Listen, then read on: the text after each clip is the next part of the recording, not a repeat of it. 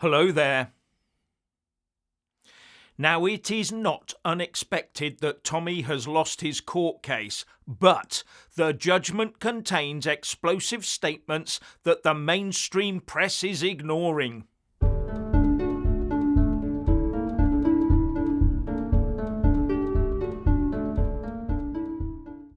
Let's see our politicians grab this and hold the Justice Secretary, Shamana Mahmood, MP, to account.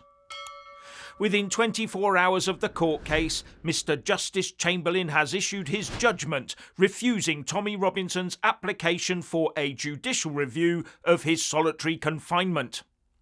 The judge appears to be content that the staff of HM Prison Woodhill are doing enough in the circumstances, despite the independent report from a psychologist calling Tommy's segregated incarceration and the effect it's having on him akin to torture. And now we hear straight after that judgment that Tommy is not working today and that he has had his phone calls restricted again. Is that a punishment for having the temerity to challenge the system? Does that prove he really is a political prisoner? But there is another incendiary issue regarding a certain demographic buried in plain sight within that judgment. An issue that is effectively robbing Tommy of his human rights. An issue that actually affects the whole country. An issue that needs addressing immediately. Now, in his approved judgment, Mr. Justice Chamberlain said that there is no doubt that the decisions to segregate Mr. Yaxley Lennon and to maintain that segregation gave rise to interferences with his right to respect for his private life within the meaning of Article 8 of the European Convention on Human Rights. So his human rights have been interfered with. What will all those woke human rights lovies say about that? Diddly squat, no doubt.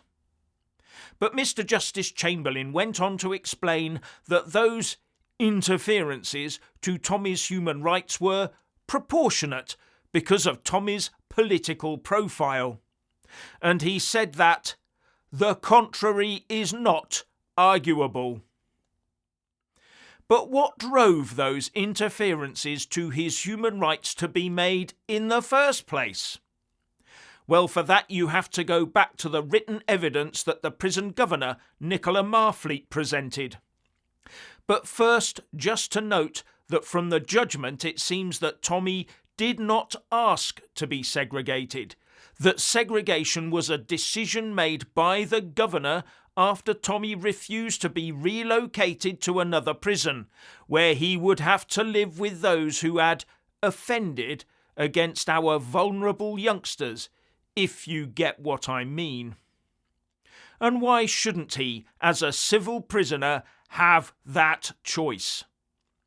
But then we get to the bit about the decision-making for keeping Tommy in isolation, where Governor Nicola Marfleet looked at the risks to Tommy, the risks to other prisoners, and the risks to the staff and the establishment.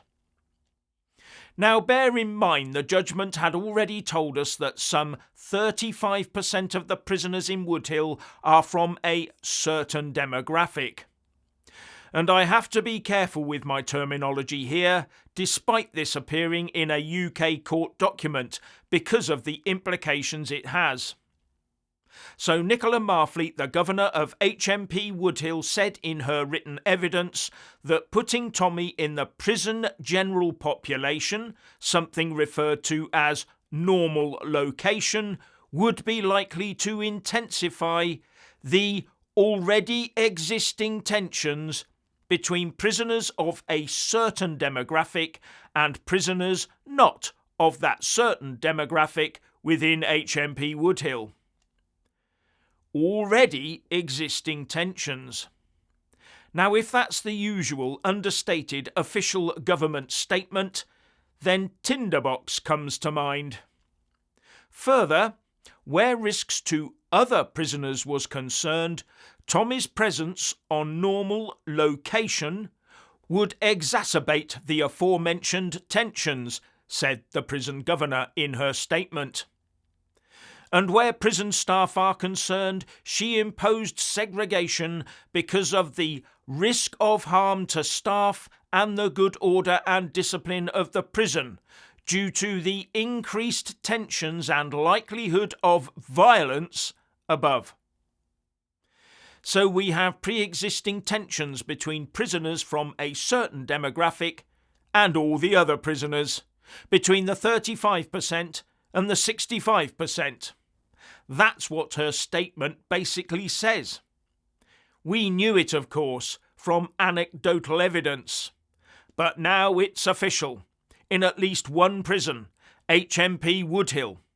And there's no way the authorities can ever claim that the tension is caused by the 65%, all being far-right thugs that the 35% have to be protected against.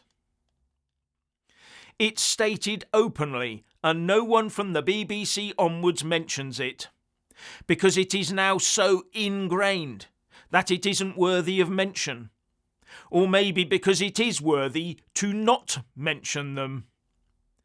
But Tommy is the one being punished for that pre-existing tension by having his human rights interfered with. And that tension must be pretty high to cause that. This should trigger an instant inquiry into the tension to find out the root cause of this tension. And if Tommy is at risk from this tension, and he is not of that certain demographic, remember that the governor is not saying Tommy is under threat from all the prisoners, only that the pre-existing tensions would be heightened. Now, when you remove Tommy from the prison equation, that tension between the 35% and 65% still exists. The prison governor's statement within the judgment that Mr. Justice Chamberlain appears to have fully accepted says exactly that. So, Keir Starmer, start inquiring into that potentially violent situation that seems to be bubbling away in our prisons and do something about it.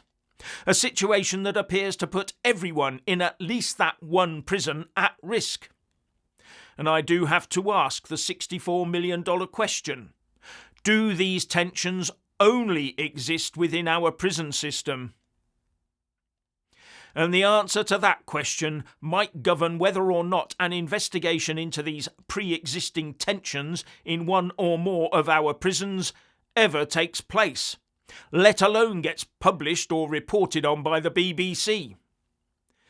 If the answer is that these tensions also lie outside of prisons, then there will never be any inquiry.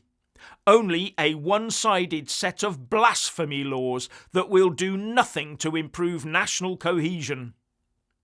Now, personally, I would say that these tensions predate Tommy Robinson, the persona. In my opinion, Tommy Robinson is a symptom of a widespread tension that needs to be urgently addressed. And the establishment wants to destroy Tommy Robinson, the symptom, not the real causes of that widespread tension. A widespread tension that the authorities completely ignore. A widespread tension with a cause the establishment wants you to never ever refer to and to never ever criticise, hence the planned blasphemy laws to soon be introduced by our political masters. All I can say is Tommy is an establishment scapegoat and a political prisoner. Free Tommy. Finally, please like, subscribe and comment below, and a big shout out to our Patreon supporters, and thank you for watching.